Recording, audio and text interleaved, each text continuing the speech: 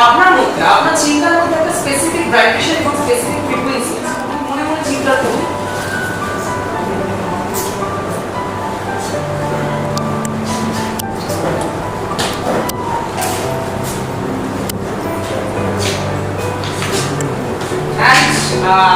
Maybe got it. আমি ঘোরাচ্ছি, এই মুহূর্তে চেঞ্জ করার কোনো উপায় নেই।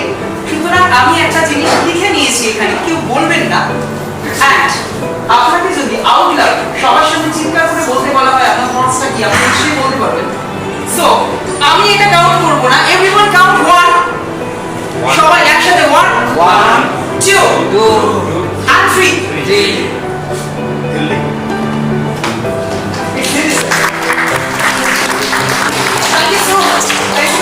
এবার আমাদের সকলের বলা পালা আমরা সবাই খুব